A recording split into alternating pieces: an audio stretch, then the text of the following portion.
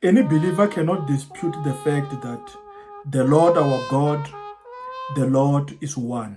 The Bible says even the demons believe and tremble. Why then is it so difficult to most of the Christians to put a full stop after this declaration? The Lord our God, the Lord is one. Full stop. In this episode, we are going to be looking at some of the verses that are the stumbling block for most of our brethren who cannot accept the scripture when it says, "Beside me, there is no God." Here are some of the verses. Firstly, Genesis chapter number 1, verse number 26.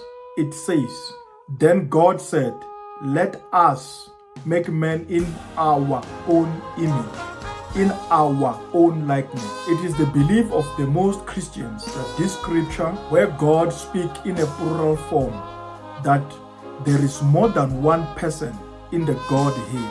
But is this the biblical truth? In the next verse, however, Genesis chapter number 1, verse number 27, it reverts to the singularity, stating, "So God created man in his own image, in the image of God. He created him, male and female. He created them."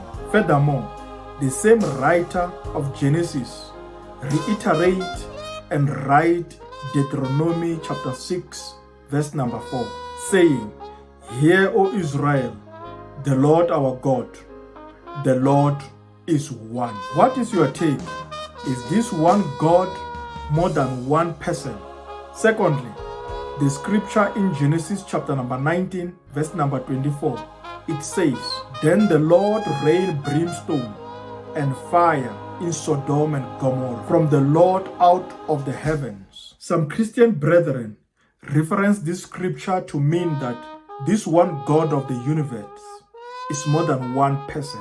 They will say there is one Lord who is God, raining fire and brimstones from heaven, and the other one from earth, raining fire and brimstone. The word Lord here is the name YHWH, which is the name of God. Actually, these brethren, they mean that there is one God in heaven and one God on earth. How do you read and understand Genesis chapter number 19, verse number 24? Does it prove more than one person in the Godhead?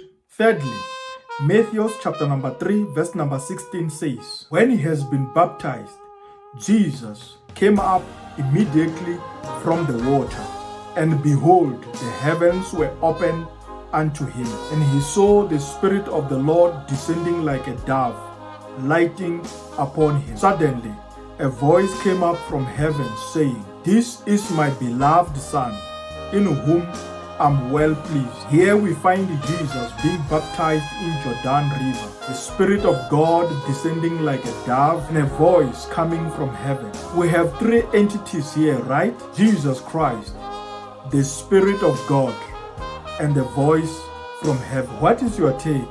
Do you see three persons in the Godhead from this scripture? As for me, I do not see three. I see one God who is Spirit, and Jesus Christ, who is the man Christ Jesus. For there is one God and one mediator between God and man, the man Christ Jesus. Until next time, God richly bless you.